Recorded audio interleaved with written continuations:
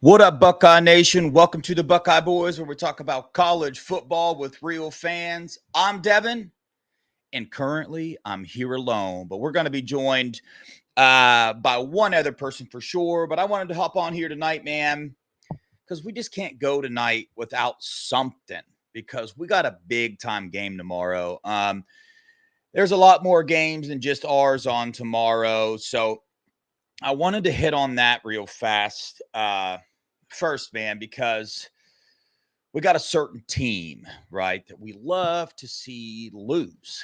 And tomorrow, I think we're going to get a very, very beautiful loss, man. And some of those people over there believe that they are going to win. I've actually heard a couple people picking the team up north to win over Oregon. That's the game I'm talking about right now. And I got news for them. It just ain't gonna happen. But what is up, everybody in the chat? Appreciate y'all joining. Karis, Drink, Tyler, Mika, how you doing? Barb, Taco, Speedman, Mean Green. What's up, y'all? Appreciate you joining me, man.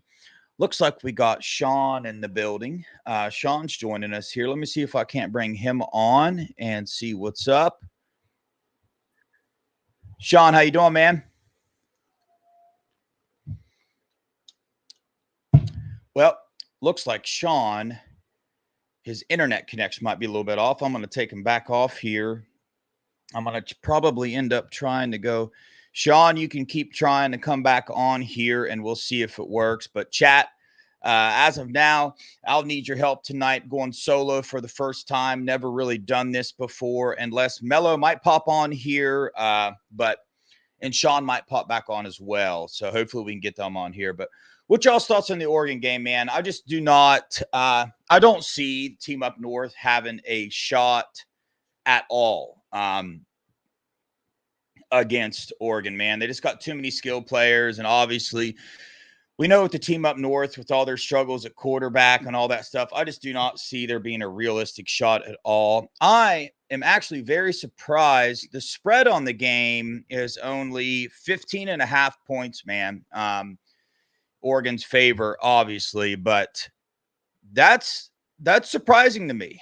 I would have thought it would have been way more. Chat, what's you guys' thoughts? Do you think 15.5 point spread for that game is like a legit spread to have on that game, or what's y'all's thoughts? You think it should be more? You think it should be less? I personally think it should be way more. I feel like you kind of saw when we played them, our secondary got exposed a little bit. Just imagine what these skill players for Oregon, Tej Johnson, Evan Stewart, those receivers, what do you think we're going to do to them? Or what do you think Oregon, is going to do to their secondary? So you got that game. That's at 3:30. So that's right after our game. I'm going to love tuning in that game and watching it, because they're trying to put a lot of all these scum fans on social media and all that stuff, trying to put out confidence there that they stand a chance. And I know a certain Buckeye, I'm not going to say his name, but he is actually picking an upset. So very confusing to me. I don't know where you get that from. I know that Oregon struggled a little bit at the beginning of the year, but to act like Scum's going to come in and give them any type of game at all it's just absolutely mind-blowing to me. But we got that. I don't know if y'all noticed, supporting the old Juck Eyes shirt tonight, man. Juck over there has got a YouTube show. If you're watching this show, I'm pretty sure you know about that show. Go over there and check him out, man. He's also on the Menace platform as well, but he does a good show, man. I I've watched him pretty much since he started, so he's just getting better and better and better. So yeah, got to support our fellow Buckeye YouTubers. But next game, man, and don't worry, I'm going to get to a few Ohio State things that I actually haven't talked about yet that I want to bring up. But we got the Florida Georgia game, and and it's an interesting game. A lot of people are talking about it. I'm not sure how interesting it is to me. I guess the Florida coach, his job might be on the line for this game. That's a crappy game to have your job on the line for, going up against Georgia. I don't see it at all. You got Kentucky, Tennessee. That's another interesting one to watch because Kentucky has given some teams some trouble this year. Georgia barely beat them, and if you watch a lot of college football, you've noticed that. So we'll see what happens there, man. I keep an eye on that game. But here's the one I want to talk about, just here briefly: the Indiana Michigan State game. Did you know that Indiana is only favored by 7 points? And the reason why I want to talk about this game is because the narrative before Ohio State played before Ohio State played Nebraska was that Indiana absolutely demolished Nebraska. Now they totally did that, right? I would say that's what Ohio State did to Michigan State. So let's see if Indiana can go in there to Michigan State and absolutely demolish them, kind of like we did in our game. So I'm curious to see that game, man. That's an interesting one to me because I think Michigan State has the potential to give them a game. I really do. They got a young quarterback. He's turnover prone. So let's see if he can't pull a game together. But I think Michigan State's a pretty physical team up front for sure. So we'll see what they can do to them. But just an interesting one to watch, man, to kind of see, how that's going to lay out. But what do you guys think about the Indiana-Michigan State game? Do you think Indiana is going to beat Michigan State worse than Ohio State beat them? Or do you think the opposite? What do y'all think? And by the way, like I said, chat, going solo tonight. So if you guys have any questions or anything you want my opinion on or any thoughts for this upcoming game or anything in general, throw it in the chat in there. I'll definitely pull it up here. We'll see what happens. Yeah, Bucks, I mean, for sure, I feel you. You could definitely go that way for sure with it. But I just thought it was an interesting game because, you'll kind of everybody graded Ohio State versus how Indiana beat Nebraska. So let's see if Indiana does the same thing there. So we'll see, man. Some news about Penn State. Just to keep you guys updated with it, after Penn State played Wisconsin, there were some injuries for Penn State. And a lot of people were questioning what players are going to be there, what players aren't going to be there. So I got some updates for y'all on that regard. Mika, I'm definitely going to get to that in a minute. I got a couple things on the Ohio State side that I want to address before the game tomorrow. But so Drew Aller, everybody wanting to know whether Drew Aller's playing tomorrow. I kind of watched that injury and I watched him come out in the second half, kind of hobbling around on the sidelines a little bit. I thought he was going to play for sure. And rumor on the streets are that he is playing. They put it out on their X account. Somebody did. I can't remember exactly who did it, but so Drew Aller's definitely playing. The next one that I've heard a lot of people think that he was out for sure is Anthony. I'm not going to try to pronounce his last name, but Anthony is their right tackle, their starting right tackle. The word there is that some of the press got to see some of Penn State's practices, and he's going to be playing. So he was practicing. He looked good out there. So it's looking like Drew Aller, their starting quarterback, is going to play, and their right tackle. Now, to be honest with you, I'm one of the Ohio State fans that is glad Drew Aller is playing over their backup quarterback, is starting over the backup quarterback, because I fully expect their backup quarterback to play. And if you've watched them at all this season, you'll see that their offensive coordinator, what's his name again? Andy something. I'm going to address him later on down in the show, talking about what we got to deal with when this guy comes in, or when we go try to play them, dude. He's got some tricks up his sleeves we've got to keep an eye on. But yeah, so expect Drew Aller and expect the backup still in there. I mean, I think Ohio State was already preparing for both of them anyway, so we'll see how it goes. But I like that Drew Allard's starting because I feel like Ohio State's going to be able to stop the run game very well, and it's going to make Penn State one-dimensional. Drew Allard's going to have to throw the ball, and Drew Allard last year for our game was not good at all. So we'll see if he can handle that pressure, man. He has gotten better, but his stats when Drew Allard is under pressure go way down. His completion percentage goes way down. And I mean, you kind of expect that in a way, but still, I'm happy. What about y'all? Are you guys happy to see Drew Allard is going to be the starting quarterback and that's who we got to deal with most of the game, or what? Would you rather face their backup quarterback? All right. Let's see. Oh, their next one. Their defensive end, Sutton. One of their other starting defensive end. Very good player. They got who's that other linebacker? Oh, we have been joined by the other half of the Buckeye boys. Mello. What's good, peoples? How y'all doing? Good, bro. I'm glad you showed up. I'm going to be honest. I wrote some notes down, and I'm like, dude, I got this for sure. But this show was about to be over in like 10 more minutes because I'm like halfway through my I don't know how Juck does that, bro. You know? Man, you get used to it after a while, you know. But yeah, Juck went through his growing pains. We all watched it live, you know. I got to salute him for that. He just kept at it, you know. He became like a beast at this. Yeah, for sure. How's my internet connection, brother?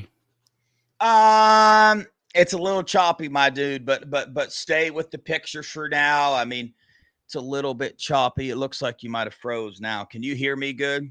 I can hear you fine. Yeah, your What's up, Mika, Barb, Speedman, Karis? So what you been talking about so far? So, yeah, let's run down through that real fast. What's your thoughts on the Oregon Scum game? So Oregon is only favored by 15.5 points. I don't think that's enough points. Of course, there's a lot of Scum fans saying that they're going to upset Oregon. And I actually know a Buckeye fan that picked Scum to upset Oregon. And that just blows my mind. I don't think the game's going to be close Oregon's going to blow the doors off of them. I understand why that Buckeye fan picked them, because if Oregon loses, it helps us. But there is no way on God's green earth that Oregon is going to lose to the team up north. Yeah. No way. Is Will Johnson even playing? So I heard he's not, but I haven't done any research on that to verify that. I think he quit on the season, to be honest with you. I mean, if I was him, I would. I'm going to get my draft stock ready. We're not going anywhere. Yeah.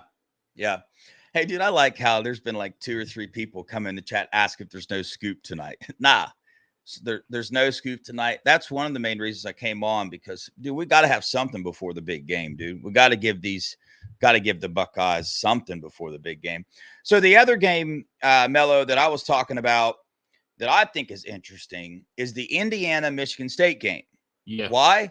Because Ohio State already played them. You know, what was it, 38-7? You know, I would consider we ran through them pretty easily. Right. So I'm really curious to see what Indiana does with them, because as you know, everybody was like, Indiana smoked Nebraska. Right. And Ohio State didn't. So what does that mean? Well, now here's the opposite effect. Now we get to see what Indiana can do against Michigan State.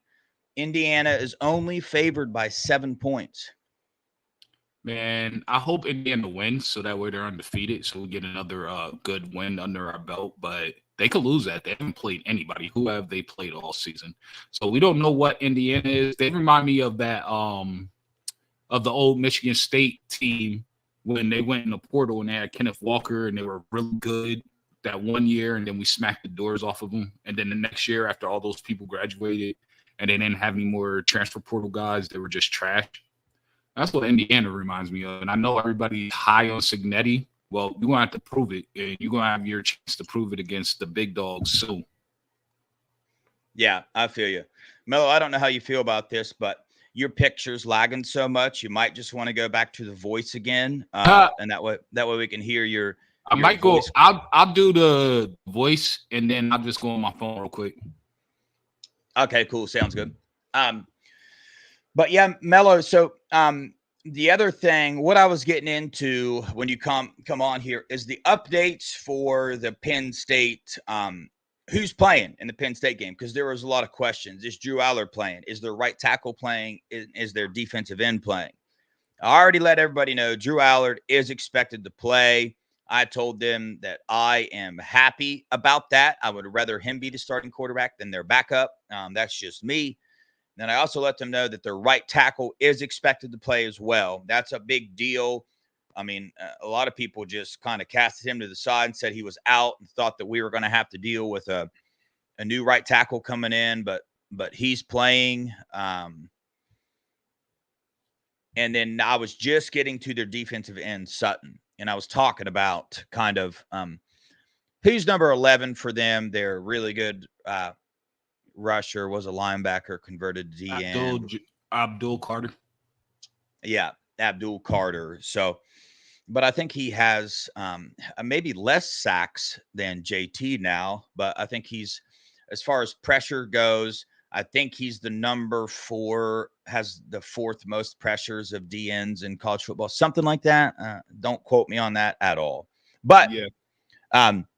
Sutton, their other starting defensive end, he's still questionable. He's not for sure out, that I have been told. And I've been told that he's kind of game time decision. A lot of people are expecting him to play, but at a limited capacity, like limited snaps. So that's a good thing for us, for sure. But what's your thoughts? Hold on.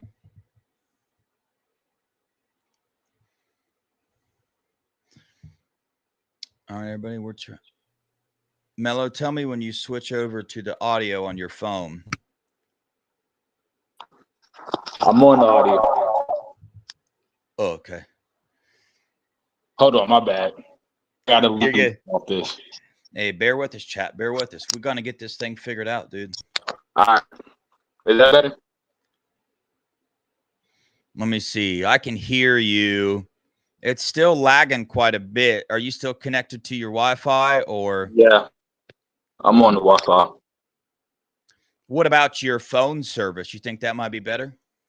I live in the woods, bro. There's not even cell towers.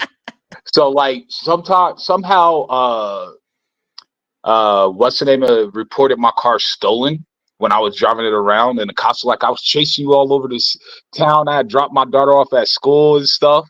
They gave them the wrong VIN number because my car is the number 1 stolen car in Atlanta. And then like they're like, we lost you over here. Where were you going? I was like, oh, I was going home. And they're like, oh, we don't have any towers over there. I was like, oh, that makes sense why I have no service. Like, when are you guys going to put towers over here? But Bro, at the same time, I'm like, I know where to hide from them. Yeah, dude. Did that happen today? Or are you talking about? No, this happened last year.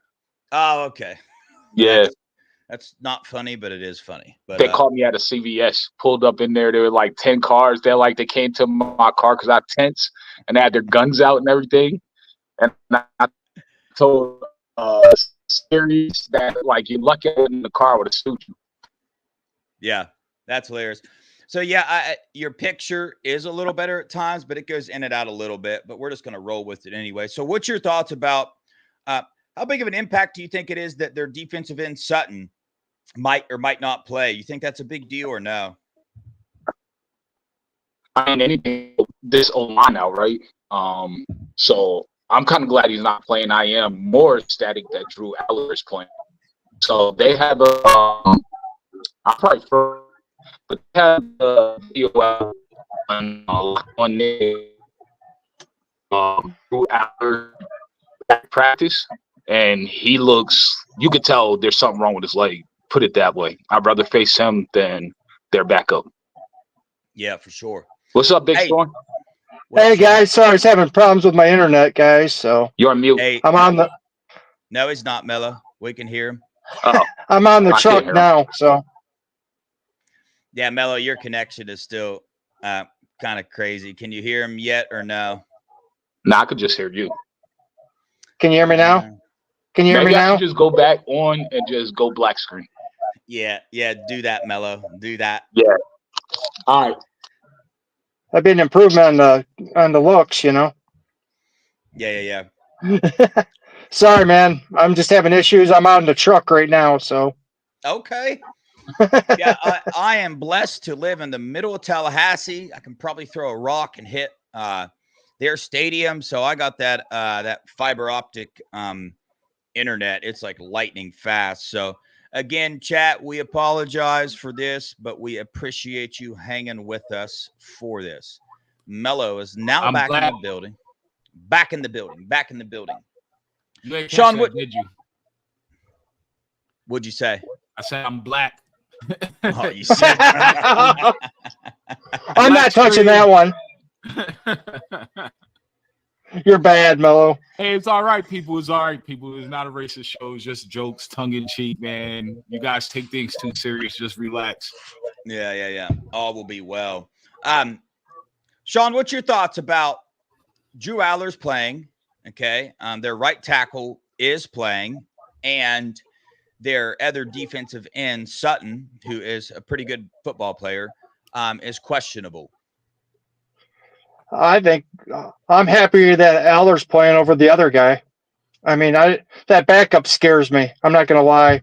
He can run and throw. He's a lot more talented. I think it's a mistake for them to play Aller myself. But hey, let James Franklin be James Franklin. Yeah. That that tackle, I say freaking you just put JT out there and you just go at him. See if he can hold up. Yeah. Same with the defensive end, run it at him. Yeah.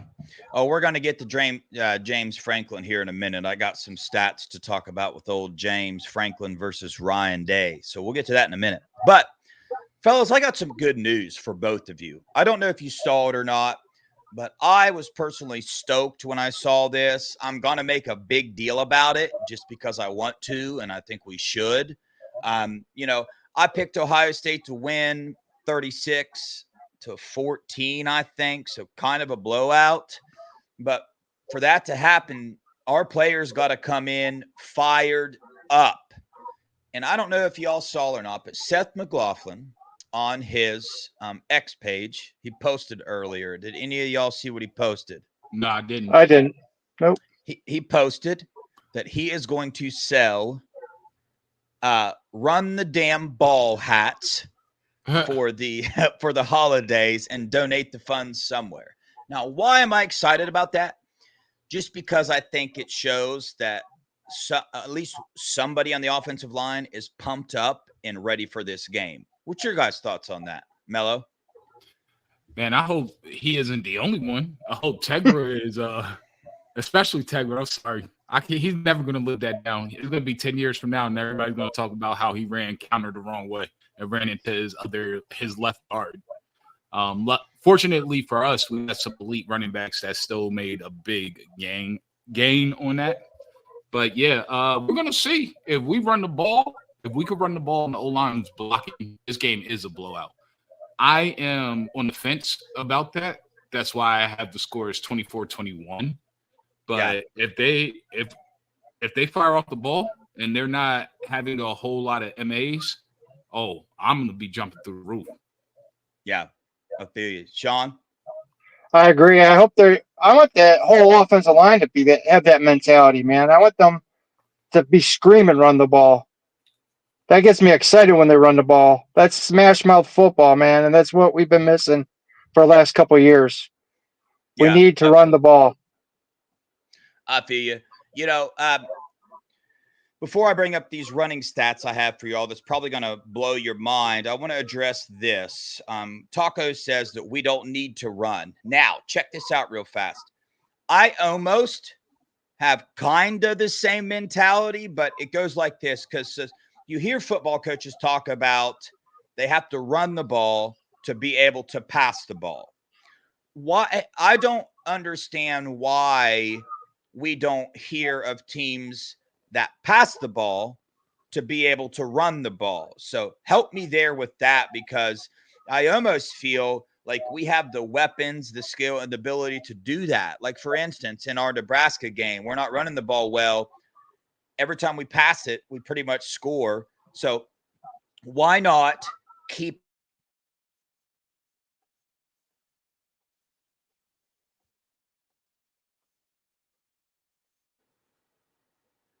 I don't know what just happened there, but Yeah, so froze for a second.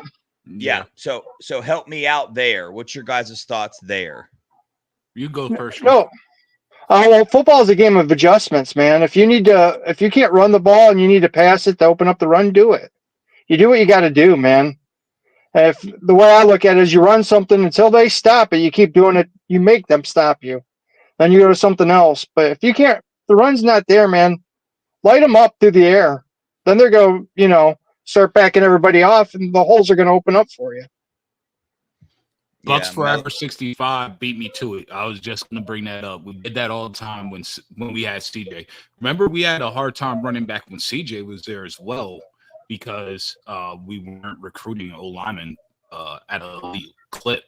So we don't have a CJ. CJ and Haskins, in terms of their ball placement and accuracy, was next level.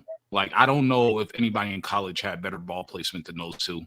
Maybe in the history. I mean, Joe Burrow was pretty nice with it as well, but like those two could just put the ball wherever they wanted. So in terms of that, we don't have that with Will Howard. Will Howard, yes, he's very good. He's very accurate. He's definitely having a Heisman level season, but a lot of that has to do with Emeka and Optimus Prime and Carmel Tate and Brandon Ennis. You know what I mean? And then like when we were going even better at a higher clip, we were also running at a higher clip. We had Josh Simmons, so it went hand in hand. Really, to be the most elite and effective offense, you have to have balance. You have to be able to run and throw. That way, play action opens up. The RPO game opens up even more.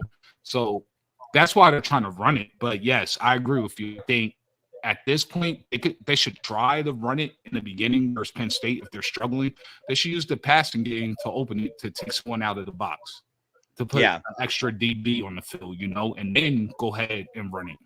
Yeah, so sure. You can do both for sure. You know what I mean, Dev? Yep, I do. But so before Simmons went down, I would have told you that the offense was absolutely unstoppable. I mean, that's just kind of how I felt, man. I felt like when you had that dynamic of the run game and the pass game, it was just unstoppable. Now, I got some stats for you that involve before Josh Simmons went down and after he went down, and it's going to scare the crap out of you. So since Simmons went down in the Oregon game, we have rushed in 6 quarters. So there's been 6 quarters of football played. We have rushed for 83 yards on 43 carries. That's an average of 1.93 yards per carry. That's scary. That is not good enough. Beyond atrocious. Like, that is insane. And the thing is, I know I was talking to Sean offline, and we're supposed to have some elite O-line recruits coming on our show soon. And he was like, just don't go in on Josh Fry super hard. But my thing is, when we talk to these O-linemen, they could see what's going on. But I also will lead with, we don't have anyone on our roster like you. So you saw what our starting 5 does. We just don't have any depth behind that because we didn't recruit at an elite clip to have O-linemen like yourself there. And if you come here, you can help change the game, and we're winning multiple natties because the only thing ever holding us back has always been the O-line. At one point, it was the defense, but our defense has been, for the most part, fixed. So to me, the scary part is this is an indictment directly on Justin Fry's recruiting since he's been here. This should never have happened. You can't lose one O lineman and then your whole run game and passing game just falls off the wayside. You know what I mean? It makes zero sense. And this is my biggest problem that I have with Fry. Yeah. You know, since you brought up Fry, I will say two other points to this, right? So Enoch left in the portal. He showed up in the Missouri game, played horrible. Yeah. Go check out his PFF grades over there at Washington. Go check him out. You know, he's one of their best offensive linemen over there. Man, I didn't know that. Okay, so there's that. And then did you guys know that Carter Smith, I think that's his name, the right tackle for Indiana, wanted to come to Ohio State in the transfer portal, but Fry turned him away? Yep. Okay, so there's just two more little details to throw in Fry's bag of get the heck out of here, please, so we can start dominating football. I want to bring up Mac's point real fast. Don't try and prove a point to just play to your strengths. I feel like Ryan Day is really, really bad at that, man. I just do. And correct me if I'm wrong, but I just feel like he likes to try to prove a point too much instead of, like, for instance, playing the best players on the field. For instance, the rumors about Hinsman, right? Maybe he was trying to prove a point to Hinsman. Why would you do that when he's one of your best offensive linemen? You know, why are you trying to run the ball 28 times against Nebraska? What, just because you said run, and don't give up? It ain't working. Do something else. But you guys feel like that's a weakness of Ryan Day? For sure. I mean, there's times on 3rd and 1, you see everybody's in the box and everybody's crowding the line, and he will still try to run at it. I'm just like, it's not there. Play action, pass, do something else. But he wants to prove, well, they say we're soft. Well, I'm going to prove we're not soft. We're going to run the ball right there and right down your throats. And guess what? A couple of times it's backfired on him, especially last week. Yeah, for me, it's 2 points with Day. He's extremely stubborn, and it's pretty obvious at this point. Like, I don't think it's deniable. And he will bite his nose to spite his face. Exactly what Sean just said. We won't have numbers in our advantage. They'll stack the box, and what I think Zach Smith and Kirk Nevada call loser plays, we'll still run these loser plays. Even with Chip in the game, it almost felt like, excuse me if I'm wrong, but did it not feel to you guys that Chip stopped calling plays in Nebraska and it was like, oh, Ryan Day calling the plays? Because it seemed like some of the dumb stuff he would have done last year. To me. That's hilarious. Check this out. Hey, I swear to you. Oh, wow. I didn't even see that. I swear to you, Ryan Day came out in the second half of that game and was calling plays. I swear. Or he handed Chip Kelly his play sheet and said, only call from this sheet. Like, I'm just convinced of that. Nobody's going to convince me otherwise. But that's a little tinfoil thing there for you. But Mello, I feel you, dude. Shout out Funk Monkey. I did not see that until you just pulled that up. I'll be honest with you. So, like, I know you did. We're on the same wavelength, Funk Monkey. Dude, it almost felt like he was coaching the scrimmage. You know, like, hey, we're going to work on our run game this week. We're just going to keep running it here until we get it right. It's just like there was no screens. There's no quick slants to the receivers on the outside. There's not the creativity that we've been seeing the weeks past. You know what I mean?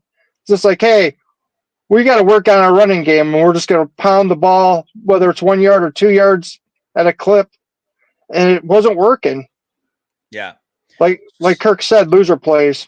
Yeah. Yeah. 79 said it. Steely said it earlier. Please, no shotgun plays and short yardage. I couldn't agree more. But speaking of creativity, I don't know if y'all know anything about Penn State's offensive coordinator, Andy. I can't pronounce his last name. Yeah, but have you guys noticed how creative this dude is in his offensive play calling? I mean, the dude puts he lines offensive tackles up as wide receivers. Okay, so I think that's going to be a big, big part of this game. We'll see how disciplined our defense is. See if they don't bite on that cheese, as Jim Knowles would say. But what's your guys' thoughts there about the creativity of their offensive coordinator and how our defense is going to handle that, Mello? Well, with I watched him do that with the offensive tackle, but a lot of times he'll run him back into the back formation. He'll motion him into the backfield. So I think a lot of that is they'll hand it off to him or they'll have him as a lead blocker, which you're going to have to deal with. If I'm Sonny and it's short yardage, I'm coming in and I'm chopping his legs from under him. He's not lead blocking anything. He's going to be on his face. And then now your running back has to make one or two guys miss instead of the lead blocker blocking one or two guys because he's 330 pounds and can run. So that's all I'm doing. I'm taking his legs out all game. I'm putting my helmet or my shoulder pad right in his kneecap and be like, yeah, come over here and lead block again and see how much you could take it at all game. Yeah. Well, John? a lot of it's window dressing, man, and it's there to confuse people. As long as you read your keys and do your job, you'll be fine. So as long as they read their keys and don't fall for the window dressing and all the fakes, and they just read their keys, they'll be fine. Yeah. I'm going to back up a little bit. When we were talking about our offensive line, I want to talk about that. I know that we said yesterday Carson Hinsman was the starting left guard, but nobody knows that 100%, right? Like that's most likely what's going to happen. But let's talk about our options there, right? So you got Carson Hinsman, you got Luke Montgomery, or you got Austin Saraville, right? And I wanted to mention this. A lot of people were calling for Austin Saraville to come in. He did it at the beginning of the year when Donnie was out, yada, yada, yada. But look at how Tegra's been playing. You know what I'm saying? Like he hasn't been playing good enough for me to feel really confident that we aren't going to need Austin to come in for him if he's having a bad game. So what's your guys' thoughts on our options there, number one, and then my thoughts on why we don't really want to start Austin at left guard? Sean? I would rather start, honestly, I think Tegra's been playing horrible, and they should put Austin at right guard. I mean, honestly, that's my opinion, but I think they need to go with the 5 best linemen that they have, and that's who you go with. Whether that's, Austin at right guard, Tegra out, or Tegra at right guard, Carson at left guard. It doesn't matter. Just 5 best guys, then scheme to your strengths. Yeah, AZ agrees with you, Sean. I'm pretty sure a lot of other people will too. I got something a little out of the box. Okay. I want Hinsman at right guard, and I want Luke at left guard. That's all I want. I don't want to see Tegra or Austin. I think they both are playing trash. Honestly, they're both not playing well enough. Let's go with the All-American and Luke. People forget that he was an All-American, and he played in the Army Bowl. I think they changed the name of it, but he played in a game with Dante Moore and B.I. So throw him at left guard since he's been training there and repping there all season. Throw Carson at right guard, and let's go rock with it because I know Carson can handle his business. I believe Luke can, but I know Austin and Tegra struggle. So that's already known. So let's try something new. If it doesn't work, you could throw one of them Austin in or Tegra.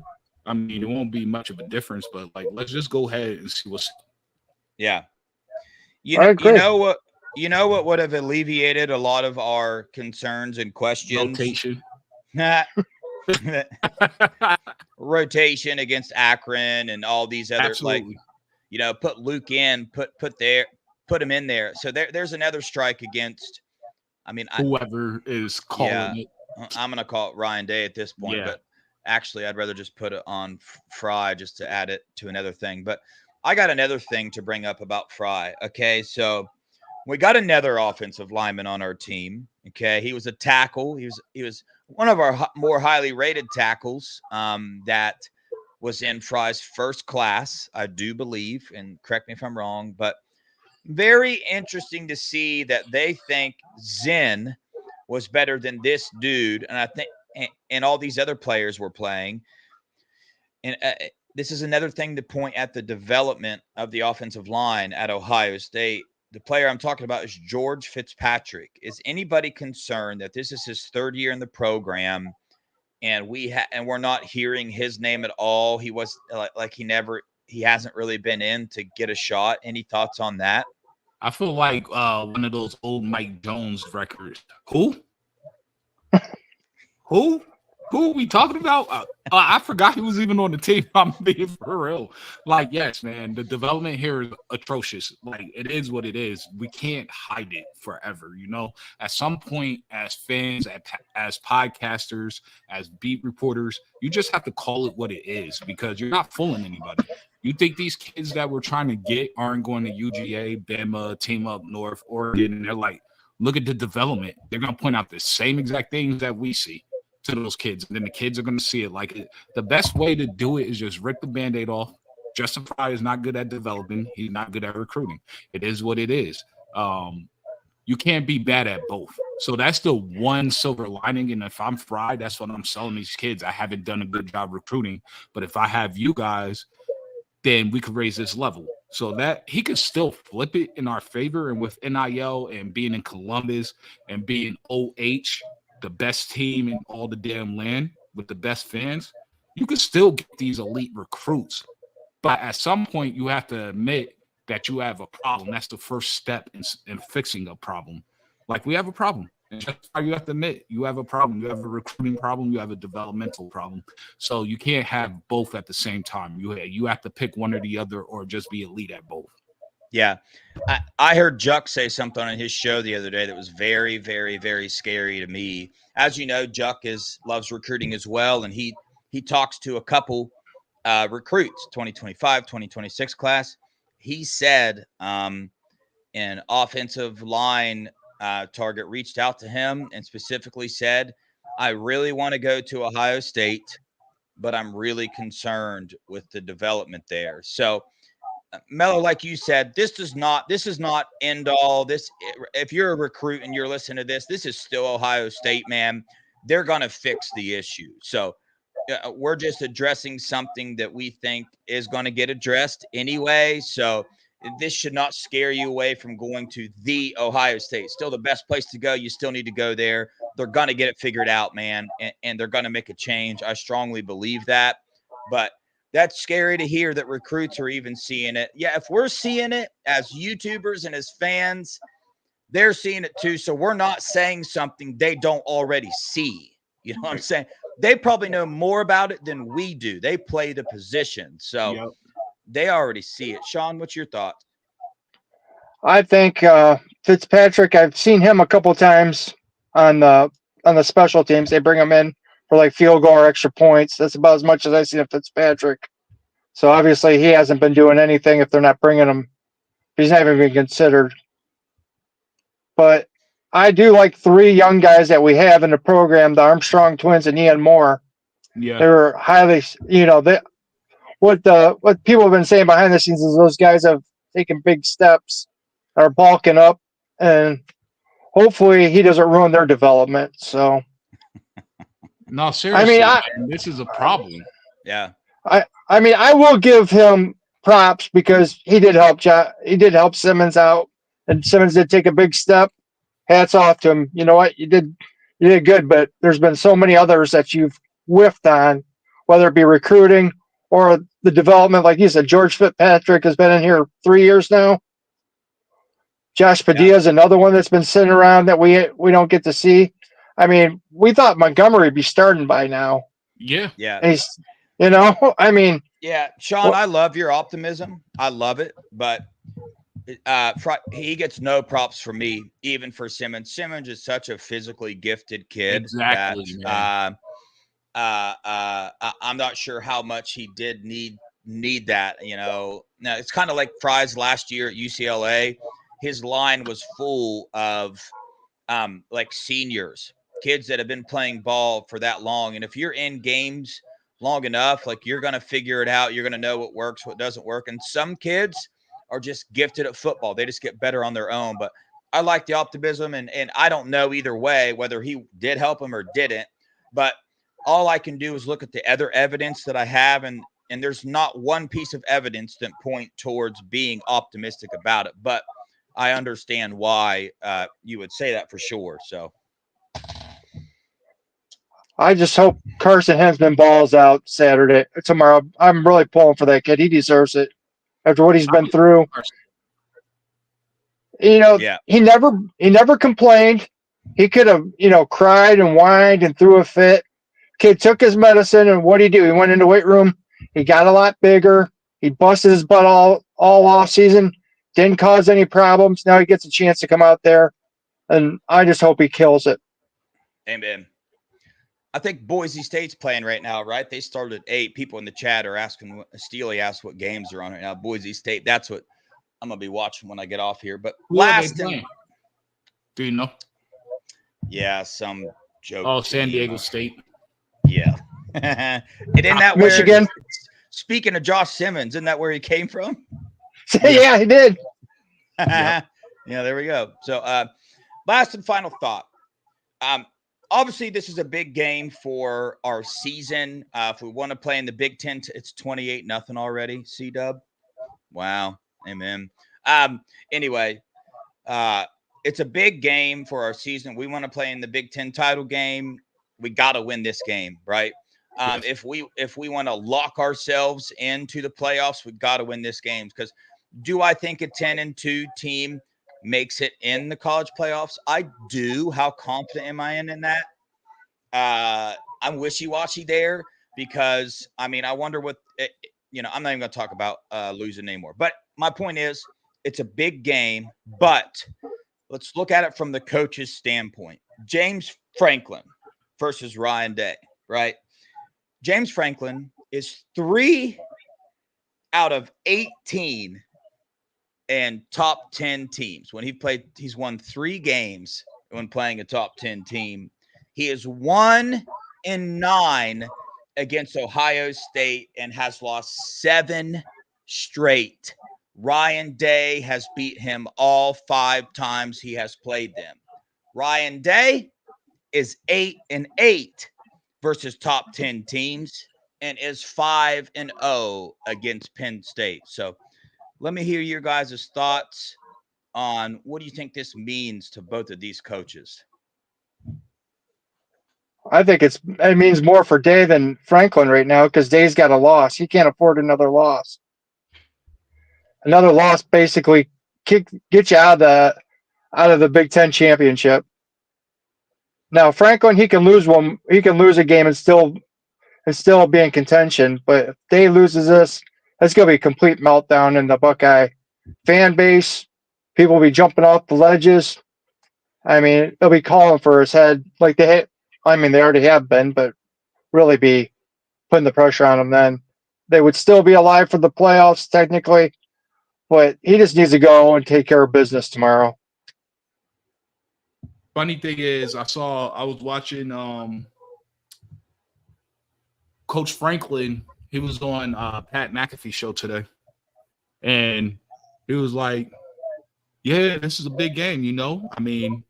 We're 1-8 against Ohio State," and he said, "Yeah, I still remember that one from 2016. We actually won the Big Ten that year." I just thought it was hilarious. It has nothing to do with anything. I just thought the way he said that and worded it, I just started laughing immediately. Like he just so happy that they won one game against us, But to be quite frank, we have to win this game. Otherwise, making the CFP, well, you could forget about the Big Ten altogether. You're not winning it. But to even make the CFP is going to look challenging, even if we win out. Just off the simple fact we don't have a quality win. What would be our quality win? Iowa? That'd be about it. That hasn't beat a ranked team at all. You see what I'm saying? So there's going to be a whole lot of 10-2 teams in the whole out there, so that are going to have better wins than us. They might not have better losses than us, but they're going to have better wins than us. And now what you're doing is you're playing Jeopardy. They don't like to give Ohio State anything. Also, at the same time, will they really keep a 10-2 Ohio State out of the CFP with the biggest fan bases and the most viewership? You never know, but you don't want to put it in that position Coach No. Day said leave no doubt. So I expect him to leave no doubt Saturday. If he loses, then I mean the calls for his head and his job are gonna be justified. Honestly, it really is. So Yeah. all the pressure is on Day. Franklin is playing with house money. This is his only hard game of the season.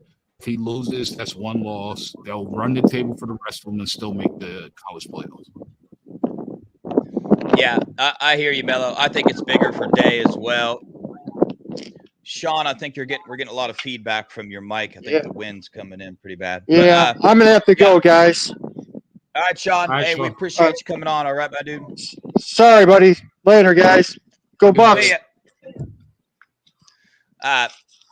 Yeah. So, I think it's bigger for Day as well because if you look at Franklin, Yep. like he's been losing for quite some time. The dude still has a job there, so I'm not sure at what level like he gets held at. But Penn State is not held at the same level as Ohio State. Ohio State cannot lose a game. Not only that, look, we won against Nebraska, and look at us. We didn't win correctly. You know what I'm saying? Like we didn't show up. So not even on the same level. Is that true, CW? Mello, you probably know this. It is true. I already sent shots at him on in our group chat with me, him, and the Maniac are in the group chat. I said you need to have a watch party for how Oregon's about to stomp a mud hole inside of you.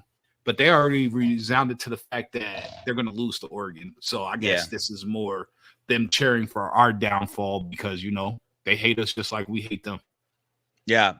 Aren't they coming on our November 29th yes, scum they show? Actually, that's why I wanted. I don't know if you saw, but they want the 6 to 7 slot. So they'll be on the show. And you guys need to be here from 6 to 7 on the 29th so you can let Maze, Madman, and the Maniac know how you feel about them, and about their team. Mostly about their team. We don't really want to do any personal shots, Like you could talk about the team up north, but let's try to reframe and stay above the fray in terms of stooping to that level where we're taking shots directly at each other. Yeah, just to reiterate, November 29th from 6 p.m. to midnight, we are going live for 6 hours straight the day before the game.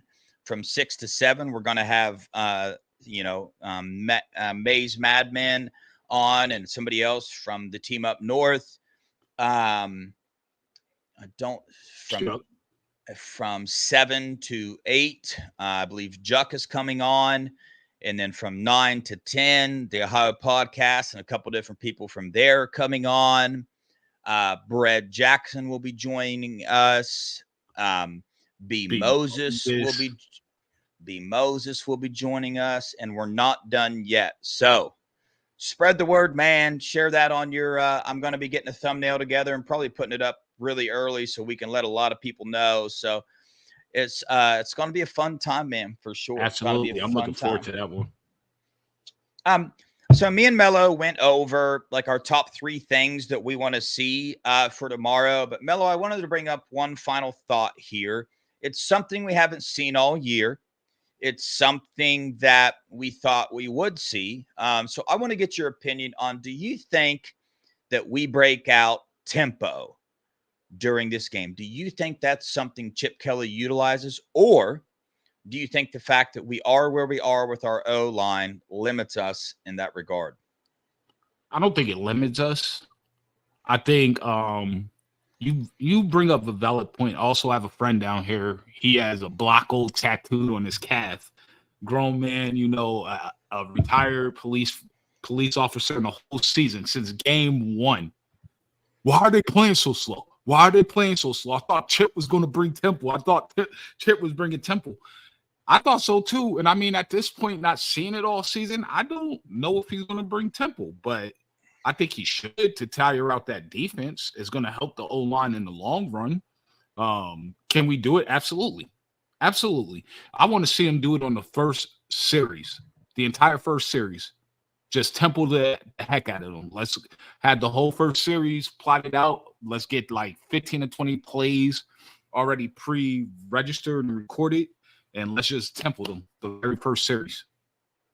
Yeah, looks like Bucks Forever's got a block O tatted on him too, so he's all about the tempo as well. Oh yeah, he does.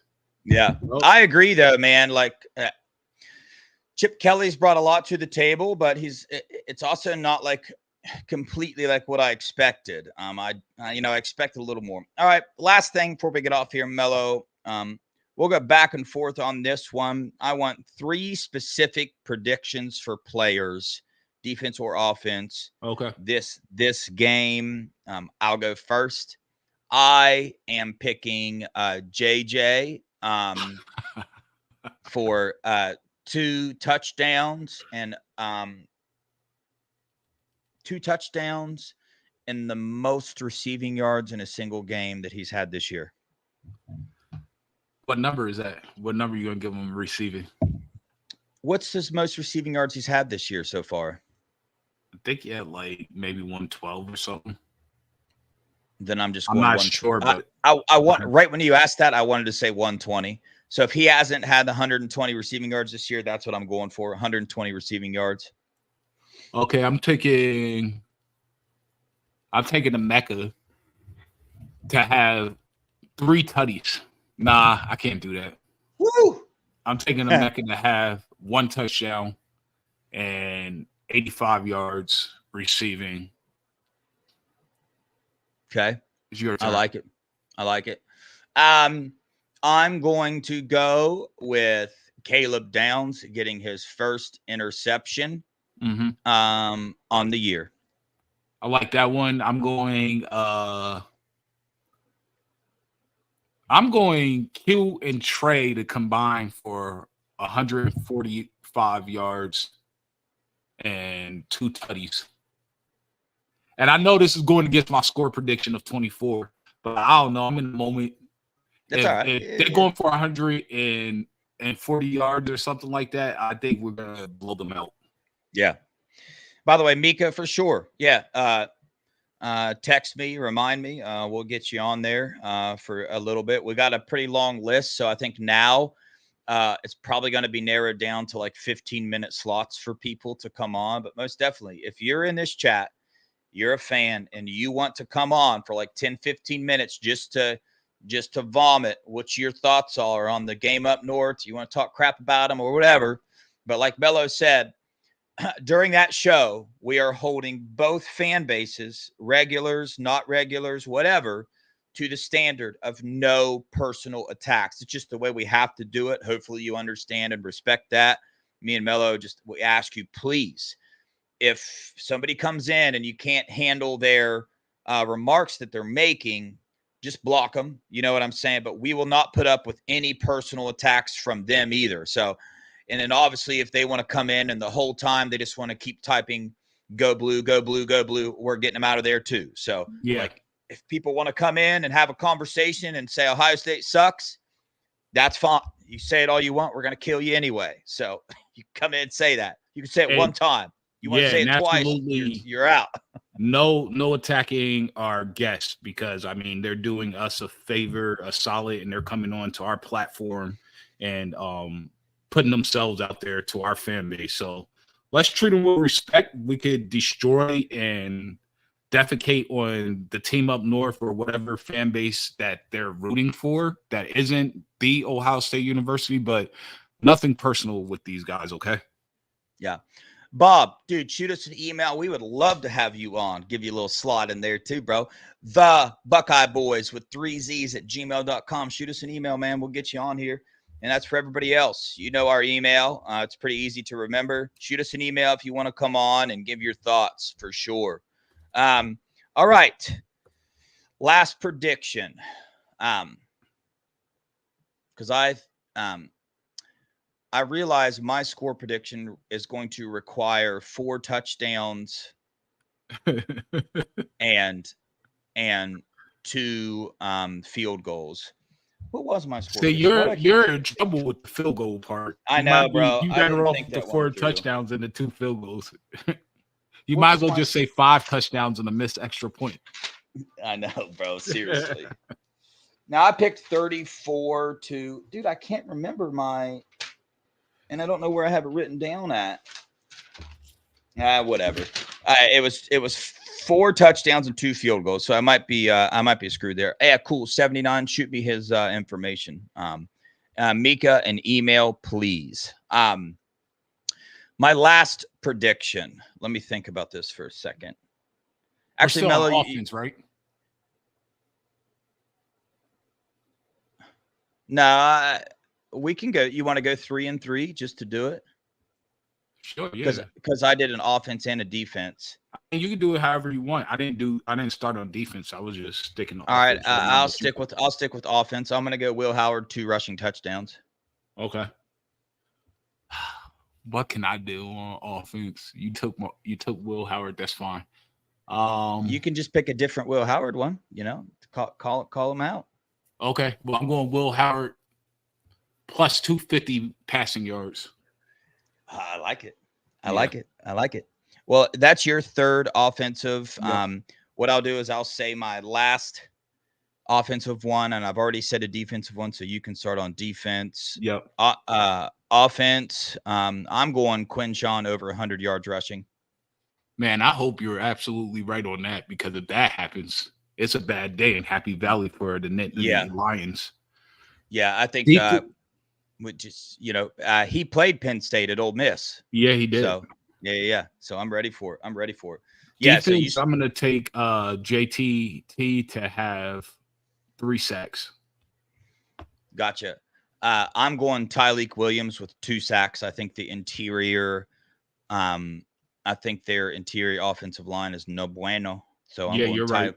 You're so 100% right. I got Caleb with 1 interception, and then I got Tyleek with 2 sacks. What was yours? You just hit. I got JT with 3 sacks. Okay, so now you hit us. I'm with about 2 to take more. Denzel with 1 interception. I think they're going to test Denzel, and they're going to test him, and they're going to be wrong about it. So I got Denzel with an INT. All right, and give us your last one. My last one. This is more so indicative on our defense as a whole, but I think Tyler Warren has no more than 8 catches and less than 70 yards. No touchdowns. Okay. I like it. I'm just going to go with an overall that the defense has 2 turnovers. They're going to do Caleb Downs interception and then 1 other turnover somehow. So Buck 65 said there's no point in adding special teams in there at all. I agree, bro. I agree. Well, I want to do a bonus one. Okay. All right. I think Kenyatta Jackson is going to have a big game. I think they're going to play him. I think he ends up with 2 sacks and 3 total tackles for loss, which includes the 2 sacks. So I'm thinking he'd get another tackle, probably on a running back in the backfield. Oh, I got a special teams one for my bonus one. Go ahead. Caleb Downs has the longest punt return of the season. I can see that. Yeah. Caleb Downs back there now too, man. Yeah, I forgot about that, actually. Yeah. Do you think they're going to punt to him, though? Because that dude is different when he has the ball in his hand, seriously. I know. I think they will. So we'll see. But that was funny during the game. You saw number 2, and the announcer just assumed, old Klatt assumed it was Emeka Ibuka, but I could tell he was running that it was Caleb Downs. I was like, nah, bro, you're wrong. That's Caleb Downs. I think I texted a few people, and they were like, no, Devin, that was Emeka Ibuka, number 2. I was like, nah, bro. No, definitely that was not him. Let's see what some people in the chat, they're getting some, Okay, so we got AZ, Howard, 350 total yards, 5 total TDs. I think if he has AZ, 5, I hope you're right. I bet you if he has 5 total touchdowns, he's got more than 350 total yards. But that's just me. Tate with 100 receiving yards. I like. Oh, look at this one. G. Scott, 2 tutties. Man, that's a bold prediction. But he has been looking better in the pass game. Dude, I'm telling you, I think he's dude, I don't know. It's really hard to say something. He's the best route runner in the team. I think Carnell Tate. I think he is. I just think he's a really good receiver. Maybe I stretched it there, but I love. It's not a. I mean, Dude, our Oh, receivers are ridiculous. It's just really hard yeah, because we haven't seen enough BI. Bryson Rogers, like what they post when Bryson Rogers has his own YouTube channel. I So do. like at least once a month he'll go and post like an hour video. And Yeah. back in preseason, they had a video where the quarterbacks were throwing to the wide receivers and the tight ends. And I mean Bryson Rogers' routes are filthy. Yeah. I know, dude. Oh God, I just wish we would rotate, man. You know He how has to get in nervous, the game first, Mika. you know That's how the problem. yeah, you know how nervous I am for and I'm thinking ahead here, but for the end of this season to see what players bounce, because all us fans and all I'm sure they heard Day talk about at the beginning of the season was how much they're going to rotate. And that's another reason why I know this is Day in the rotations. He's the one not rotating because he's the head coach. And he's the one that said at the beginning of the season, depth is going to be a huge, huge thing. So he obviously wanted it. Therefore, there's no way he's going to let like all these position coaches not do what he wants. Oh man, that's so. Oh, dude, I could talk for days. That's so aggravating, bro. The rotations is Devin, I just. gotta ask you, since we're right here, we might as well just stay here for a second. Why do you think? I mean, to me, it's clear that it's a Day problem because it's every single position, both sides of the ball. It's Yeah. not just D line. People are bringing it up because we're not getting pressure, and those D linemen are huge going against other huge bodies, and they get tired out because they're more reactive than the O line that knows what they're about to run. So Yeah. it happens across the board. It's clearly a Day issue. It's clearly he has a trust issue, at least in my mind. But it makes zero sense when you're recruiting top 5 classes every single year that you don't rotate. You know what I mean? Yeah. So, like, my question to you is, why do you think he's scared to rotate? What is it?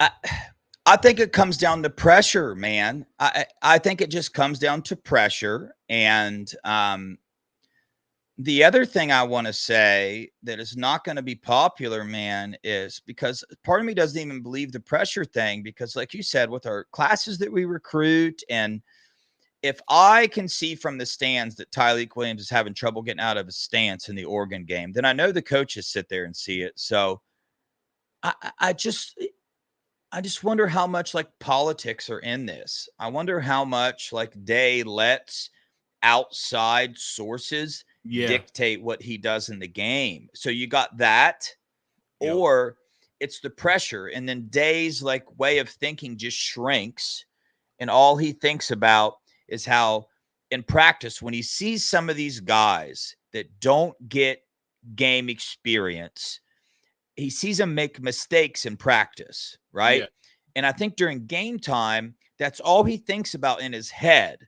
But he's got to get over that and remember that, like, you give them game time experience, those mistakes will stop. They'll stop going. They'll stop happening. You know what I mean? Because they'll get that experience of in pressure and actually hitting. They don't And do that in practice. I think you're 100% factual with that statement. My problem is he missed the boat. This was the easiest build up to Big Ten play ever, and they didn't rotate enough. I mean, for us as fans, we're like, oh, he rotated, because the previous 3 years there was zero rotation. So even the little 2 or 3% increase in rotation rate, we're thinking like, oh my goodness, look at all the rotation going on, because we've been starved to death and deprived. So bring me to your original statement, which made me want to stay on this topic a little bit. Transfer portal. I am going to be honest with you. I am trying to block it out and repress that feeling of what I know is about to happen at the end of the season. I'm trying to stay in the moment. Hopefully we can win a natty, and maybe they can finagle some people to stay. But as of right now, then Bryson Rogers just released a video, and now I'm just reading into it. This is nowhere did he come out and say he was leaving or anything, but they're eating dinner is Jermaine Matthews, is Bryson Rogers, is Jelani Thurman, and Bryson Rogers' boy, who's the video guy that's always on there. And Jelani tells him, he like, dude, this is a hard decision. I'm at a crossroads and I gotta make a tough decision. This is not easy. And Bryson was like, for real? He was like, yeah, I feel you. And then they click and go to something else, but they don't tell you what he's talking about. They let you infer. If Yeah. I'm looking at Jelani Thurman, what, 6'5", 6'6", 260 pounds, and could fly and has hands, and I'm not getting playing time, you think UGA doesn't like those type of tight ends? Oh, dude, yeah. You And see, they'll if you put him saw in what and let this him figure it kid, out. yeah, and if you saw what this kid, him and Eric did in high school, you guys wouldn't even be sitting here going all like no one would be going as crazy about Julian saying, I'm telling you, Julian is nasty. His arm talent is ridiculous. You can't come off that, but you can't compare. I've been out to where he lives, Carlsbad High School. I've seen it. We have nationals out there for soccer. That competition is not the same as what Jelani and Air were playing against. And everybody wants to throw up Air's senior year. Air was hurt. He lost a lot of weapons, and they had a new offensive coordinator. He played the whole season hurt. And I'm telling you, if Air's head is in the game, don't just sit here and think that Julian is going to be here. Julian might transfer. That's all I'm going to say. Like, don't sleep on Air. Yeah, it's just a hard. I mean, we'll dig into it more for sure. But as of right now, when we stand, I expect a lot of heartbreak at the end of this season when it comes to us losing some very dynamic football players because of whatever's going on, dude. And to me, bro, it's such common sense. That's why I'm so frustrated about it, because number one, it's so easy to see. Like, you can't hide it. You cannot hide that there's no rotation and that these players deserve to be in the game. Like, it's common sense to know that for young players to get better, they need to be put in the game. They can't get everything they need to get in practice. And so if you're going to put them in the game and they make a mistake and you're just going to pull them right back out, that's just going to kill their confidence. The next time they go in the game, they're going to be so nervous to make a mistake that they're probably going to play even worse. Right. And then it's just like, oh man. And these players are just getting wore out. I mean, that's the first thing that you should be able to see is in a game when your defensive tackles and everybody else, they're wore out. I bet you Sonny Styles in the Nebraska game was wore out. He played 72 snaps of defense, dude, and he's a linebacker. He's running all over the field. Like, that's a good point. Oh, man. That's like, gotta hurt what he's trying to do too. I know. And it's just, dude, it's so aggravating, man. That is my number one criticism of this team right now. Number one, even above, and this might blow your mind, even above Justin Fry's ignorance in being even his Justin Fry's recruiting. My number one complaint, rotations. Number two, Justin Fry on the offensive line. And I know that might sound absolutely insane to people, but I'm just telling you, bro, I hate to even think about what's about to go on this year in the transfer portal, because ask yourself this: is it too late? Is it too late in the year to reverse it? Right? I don't think so. I do. And here's why: because they wouldn't even rotate in the Akron and Marshall and like the easy games. Look at the rest of the games coming up. You know what I'm saying? So, but in the same sense, Mello, I can't agree with you as well. Like, but that would be a hard thing for Day to just go up and change. Like, we got Penn State coming up. Do you think he's going to try different rotations in the Penn State game? Honestly? Nope. I bet you Tyreek Williams doesn't come out of the game. I mean, he might, for 5 snaps. But, yeah, I just don't see the rotations. I bet you, unfortunately, Brandon Ennis probably won't see the field. You know what I'm saying? And that's just sad, bro. That's sad, sad, sad. And it's so aggravating. I hope Mac 77, I hope it's not. But that would just it would take a very dramatic change in philosophy from a head coach that's been doing it since he's been here. You know what I'm saying? Yeah. And if you go back and look, each year it's getting worse and worse and worse. Why? Because each year the pressure is getting higher and higher and higher. Why? Because he hasn't won a Big Ten title or a national championship in quite some time. So the pressure keeps getting bigger. The rotations keep getting smaller. So we might have just answered our question there about what the main reason is. That pressure, dude, just boils up in him, and He just don't want to rotate. It's sad, man. It really, really is. Yeah, it Hey, is, man.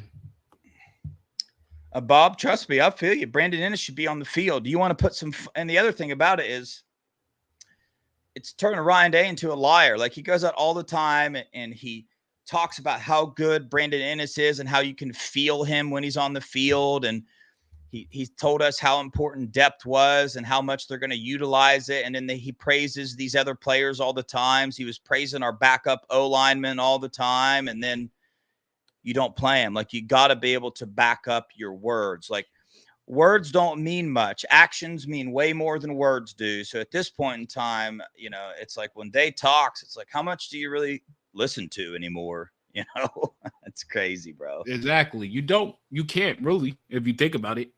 He's worse than Coach Speed. He just lies. Yeah. But yeah. All right, Mello. You got any closing thoughts or statements? Chat, you all got any closing thoughts or statements or anything you want us to talk about before we get up off here? My closing thought and statement is that we just need to get a win. I don't care if it's 1 point or it's by 100 points. We need a win on Saturday, and it's going to be indicative of where this team is going to go and if they will achieve all their goals or not. Like, we'll for sure know if they have no chance to. And I hope and I pray that they go out and handle business and they play free and they let the players play fast and they don't try to confuse them. Yeah. I feel you, man. I hope Day lightens up, man. Because for me personally, as an Ohio State football fan, my opinion of Day rides on this game. It just does. I'm just going to be honest with you. Like, if we don't win this game, a lot of people aren't going to like what I have to say. So my last ounce of faith is being put in today for this game. That's all I got left. It's the only faith I have left for him. So if he goes out and takes care of business, that little tiny bit of faith I have will get a little bit bigger. So, but if he doesn't, I think it's going to be gone. So, same here. And I bet you that's about 95% of the fan base feels that way. But yeah, maybe I'm wrong. I would be interested to ask B. Moses that. I wish I would have asked him that yesterday. Yeah, we didn't. Man, we needed a longer show, to be honest with you. For sure. Yeah. You know, but, like, we didn't get to hit a lot of stuff. Yeah. But we got in what we could. But yeah. All right, chat. Hey, we appreciate you. We'll get our internet stuff down. We appreciate you hanging with us through that. You know, we're getting things figured out. Got our old intro video, so make sure when you guys see Cursed, Tony, give him a big thank you, dude. He's a huge part of this channel, so he deserves a lot of credit for you know, the things that go on here and our thumbnails and our designs and our shirts. And also, if you want a shirt, man, shoot us an email. You've seen our shirts. We just ordered some gray ones as well. So we are actually putting together a website, and we're going to start slanging some T-shirts and stuff. We're going to get pretty crazy with our designs. We're going to get some very specific like screw blue shirts and different things like that coming out. So appreciate you guys. Are we on tomorrow? Nah, we aren't on tomorrow. Our show will be Sunday at 5. And it's not 100% locked in yet, but I highly suggest showing up to our Sunday show at 5 p.m. We are going to have a very, very, very, very special guest and probably learn a lot about this program and how specifically offensive linemen are recruited into this program. So it's not a lock for sure, but stay tuned. I'll give you this. It's a big time. It's a big time guy. I'll give you this. It's a 5-star recruit that's going to be joining the show. So shout out Sean Schrock for helping us with some of our guests coming on here as well. But don't forget to like and subscribe. Please share our videos on Twitter and Instagram and whatever else you can share it on. We would appreciate that. We would love that. We want fans to be more involved. We want fans to come to games with us and all that stuff. We need your help to do that. Our subscriptions are growing. Our view hours are growing. That'll get us to a point where we can start getting some revenue coming in and start giving back to the people that watch this show. So we appreciate the support. And on that note, go Buckeyes OH. Ayo.